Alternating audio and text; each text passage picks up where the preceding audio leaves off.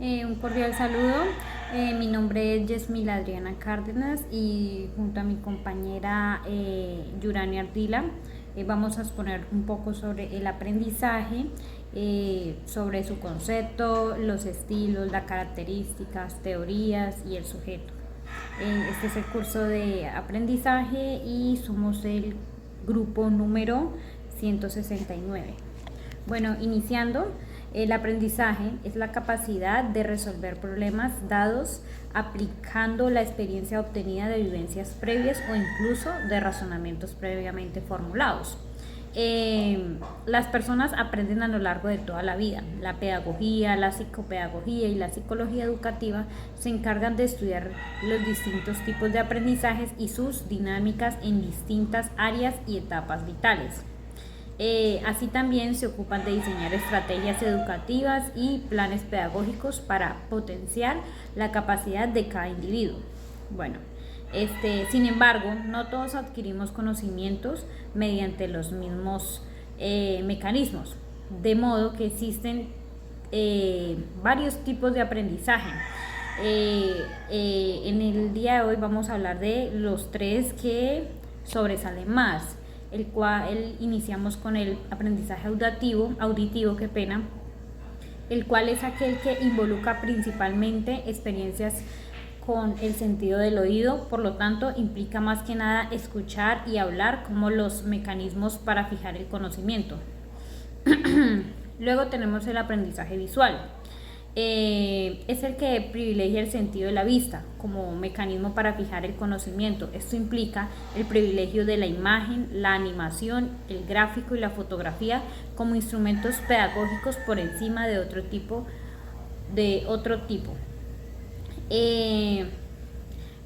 Por último, también tenemos el aprendizaje kinestésico. Según los sentidos, es notoriamente minoritario frente al visual y el auditivo, pero aún así es importante. Se fundamenta, como su nombre lo indica, en lo cinético, o sea, en el tacto, los movimientos del cuerpo. Ello implica la memoria muscular y corporal, la gesticulación y el juego, más que los métodos más pasivos de la visión y audición. Doy paso a mi compañera. Cordial saludo, mi nombre es Lady Ardila. Hoy les voy a hablar sobre el aprendizaje y pues también entendiendo sus características principales, las teorías que lo explican y el papel fundamental dentro del sujeto del proceso educativo.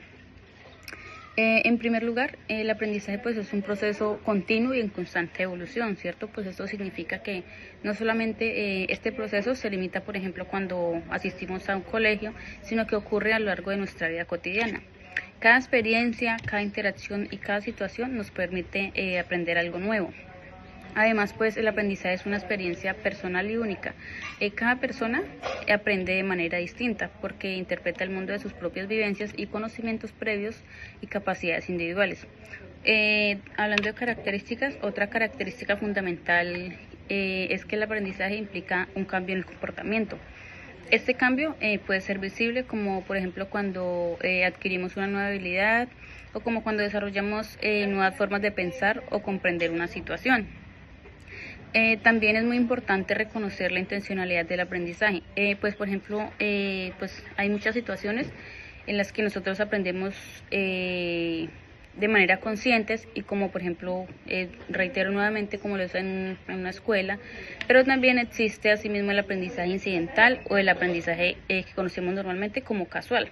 El casual pues es el que surge de manera espontánea en la vida cotidiana sin que lo estemos buscando.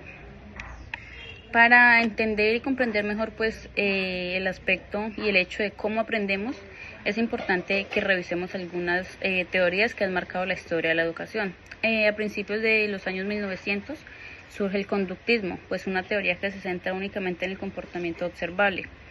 Desde esta perspectiva, pues aprender es básicamente modificar conductas a partir de distintos estímulos y respuestas. Más adelante encontramos en la década de los 70 aparece el constructivismo, una visión que afirma que el aprendizaje es un proceso activo y que el estudiante construye su propio conocimiento a partir de experiencias y de la interacción con las demás personas y de la resolución de problemas. Posteriormente, pues en los años 80, el cognitivismo empieza a tener mayor relevancia.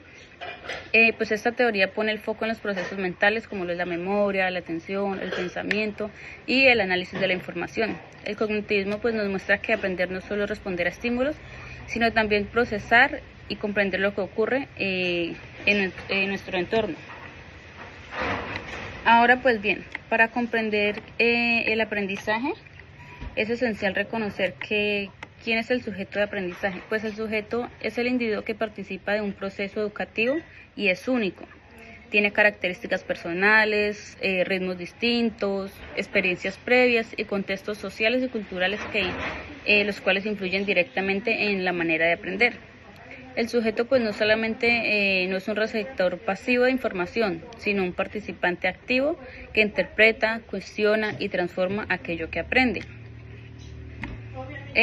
Finalmente debemos entender que, como ocurre el proceso de aprendizaje, este es un proceso dinámico en el que el sujeto interactúa de manera constante, pues con su entorno, ¿cierto? A través de esta interacción adquiere conocimientos, desarrolla habilidades y modifica actitudes. Este proceso pues está influenciado por factores internos, como lo es la motivación, la disposición a aprender y las emociones, así como por factores externos. Pues entre ellos las metodologías de enseñanza, los recursos pedagógicos y el ambiente educativo en el que se desenvuelve.